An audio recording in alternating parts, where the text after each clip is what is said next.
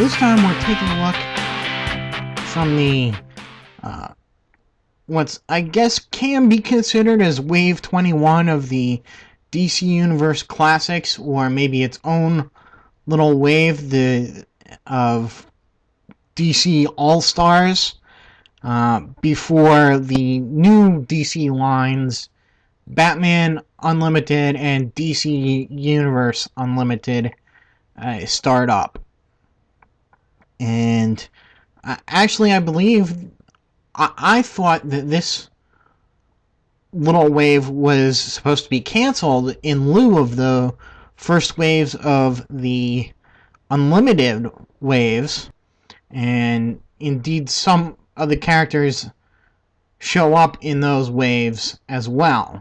Now, I'm not sure if they're right now the exact same figures or not. But we're starting here with Superboy Prime. And we'll just take a look at the back of the package. And you can see the bio, picture of the figure, and the other figures in this wave. It's a small wave of only 4 figures. Get used to these smaller waves. We'll see, I think the Unlimited waves go down to 3 different figures and then 2 different figures. So I'd also like to point out that they do point people towards MattyCollector.com. Just thought it was funny that they do direct people to MattyCollector.com. So let's take a look at the figure here. Now, I really don't have any problem with the sculpt. It's actually, it is quite nice. I like all the paint work. The face is okay. It's different, and yet still reminiscent of Superman. I do like the details of the cape with the tattered look to it, and the details of the hoses, which are all very loose. They really don't restrict articulation too much, and so that is nice. They're very flexible. Paint-wise, like I said, there's not too many problems. I like the metallic blue that was used in the armor.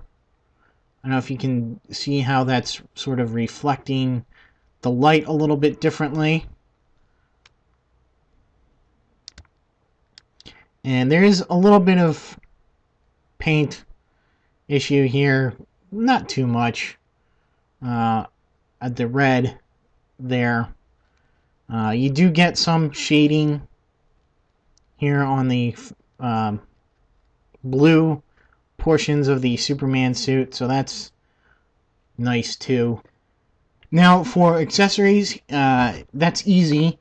He really doesn't have any, and none of these pieces will come off, so you can't really consider them accessories either. For articulation, he's pretty much got the standard DC Universe Classics articulation. The articulation on his lower arms here is a little bit limited because the armor pieces, you can see they don't really extend to a full 90 degrees there, but it's close, so it's not that bad. And they do limit, you can turn his wrists all the way around, but they do rub up against the thumb there a little bit, so that might cause some paint to come off. His arms do run into his little shoulder pads here, but for the most part they work. The bicep is good. He's got a pretty tight abdomen crunch there. He's got waist articulation. Legs go forward, back, out to the side. Rotate at the thigh, bend at the knee, and bend at the ankle. Again, which is a little bit limited due to the way the armor is on the lower leg there. Back to the head. The head is very tight. You can move it left and right on mine, but it does feel like anything past that and it's going to snap off. So I don't want to push it. And he does look up and down. He has this weird, he has the two positions on the neck there, forward and back, that they kind of snap into. There's really no in between, and because in between you get sort of a little bobble there, and that's something that I've noticed for all the figures in this line for some reason. I do have one big problem with this, and that is the size. Now, if you see here, let's stand him up as straight as he can be stood up. And we'll place next to him, as reference, the Superboy that came with the Legion 12-pack. And you can see what a difference there is there. Even standing him up next to the Superman that came in the same line.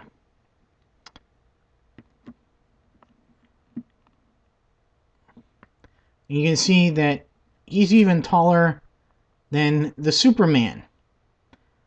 I mean, what is up with that? And the only thing I can think of is that, they just, I don't know. A lot of people are saying there's a belt piece in there that extends their waist a little bit, so that gives him extra height, in addition to having sort of like the adult male buck instead of the teen buck. But I assumed when they'd be doing this, they'd be using the teen buck, but that's not the case. And unfortunately, it really does make this figure sort of stand out in a bad way in the collection. Now, Superboy Prime, the character first appeared in DC Comics Presents number 87 in 1985 during the Crisis on Infinite Earths. And he was conceived as the Superman, or I guess Superboy of Earth Prime. Now, Earth Prime was the DC Universe version of the quote-unquote real world. Where the DC characters were just characters in a comic book, and oftentimes DC characters, like mainly the Flash, would come and interact with the creators of the comics who inhabited that world, who supposedly got all their ideas by some connection through their dreams to the actual DC universe, or the many universes of the multiverse. Earth 1, Earth 2, and that's where they got their inspiration for the comics there. So, on this Earth, there were no superheroes, of course, being the real world, somewhere in the multiverse, a version of Jor-El sent his son, Jor-El, off into this other dimension, or the real world. And he ended up in the care of, strangely enough, a married couple named Kent. However, this was not Jonathan and Martha, but Naomi and Jerry Kent. And Naomi, the female, wanted to name the baby that they found after her maiden name, which was Clark. And the father, Jerry, said, "You gotta be kidding me. Everybody's gonna make fun of him with the name Clark Kent." And but he eventually warms up to the idea, and yes, his name does cause a little bit of teasing there, and he has sort of this love-hate relationship with Superman, and even comics in general. But for the most part, he does kind of embrace the name and use it for his own.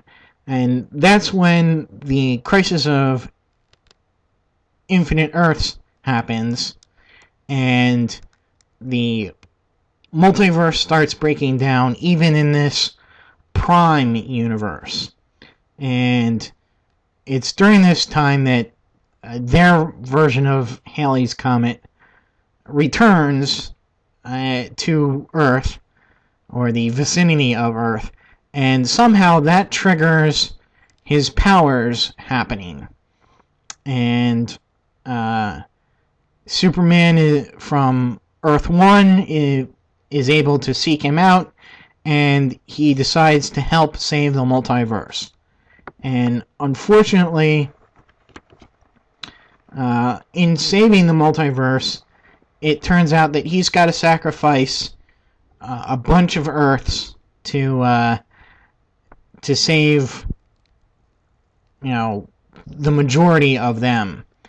And this does happen, and since they have no real, home to go back to, he ends up in this sort of dimension, paradise dimension, where everything you can ask for is provided somehow, and he's going to live there with the Superman and Lois Lane of Earth 2. That's the Superman from the 40s, and Alexander Luthor of Earth 3. And from this pocket dimension, it's where the modern story of Superboy Prime takes off. And he's able to observe the newly created DC universe from this pocket dimension. And he keeps on seeing stuff that he really doesn't like. They're not, the modern age heroes are not like the Silver Age or Golden Age heroes that he basically sacrificed his world for. So he begins to get really ticked off at the way things happen, and sort of working on his own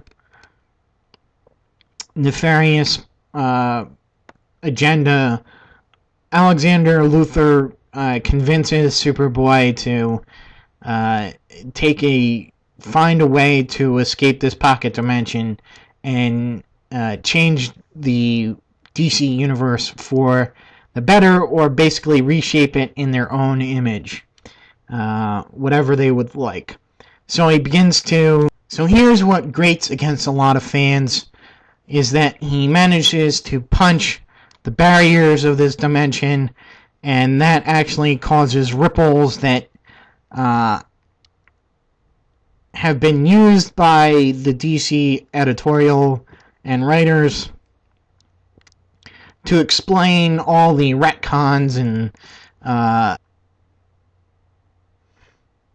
contradictory origins, and they're all explained as like shockwaves from Superboy Prime hitting this barrier.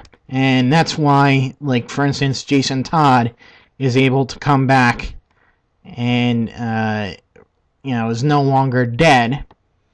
He also gets a real mad-on for Connor Kent, who he seems to have, compared to himself, has a perfect life. You got friends, family that cares about him in the Kents, and that really drives him to pursue Superboy. And there's a big fight with Superboy, and Superboy calls the Titans. That's where he goes from misunderstood teenage rebeller to outright lunatic, when he literally punches people's heads off and just starts destroying several Titans. Finally managed to be stopped from this rampage by all the speedsters, sending him into the Speed Force. However, that only lasts for a relative 4 years, and he manages to escape that finally, and he comes back wearing a suit based on, or using pieces of the Anti-Monitor, that's the villain from the Crisis on Infinite Earths suit, to help him recharge his powers and basically constantly feed him solar energy so that he does have power. In the aftermath of that, he is imprisoned on Oa by the Guardians and kept in a cell with, I guess, 50, the willpower of about 50 Green Lanterns keeping him chained up. And he's nuts enough there to actually manage to carve the S symbol into his own chest when he's imprisoned there. However, during the Sinestro Corps, or the outbreak of the Sinestro Corps, he is freed by some of them, and he comes back with an altered version of the suit, now allied with the Sinestro Corps. He's of course got the Sinestro Corps logo on that instead of the Superman logo, and in that he has a great big final battle with Sodom Yacht, the one of the newer Green Lanterns, who would actually become, who was a fucking A. So at the end of that, he has a battle with Sodom Yacht, the brand new Daxamite Green Lantern, and is defeated. He resurfaces during the Final Crisis Legion of Three Worlds miniseries as the main villain behind that, the Timekeeper. I may be wrong on that. I can't remember. Time Trapper, sorry. As a older version of himself, and is defeated there, and that's the last time. Oh wait, you do see him during Blackest Night. So the last place you see him is Blackest Night, I believe. And he has a very minor part there. Basically, it's just to show what's going on with him. Doesn't really play into the larger story, I don't think. Now, I don't know if they're going to see this character since the 52 Earth 52 multiverse has, I don't know if it's been done away with or been changed because of Flashpoint and what's called the New 52 with the new DC Universe. So, you may see him come up in some form, some new form. Just am disappointed in that size change. And it really seems as if this were meant for a larger line. You know, this would be, I mean, he'd be in scale with figures that were in the 8-inch range, I think. So I guess that'll be it on Superboy Prime. And stay tuned, we'll be doing the other 3 figures from this wave. And until then, I'll see you.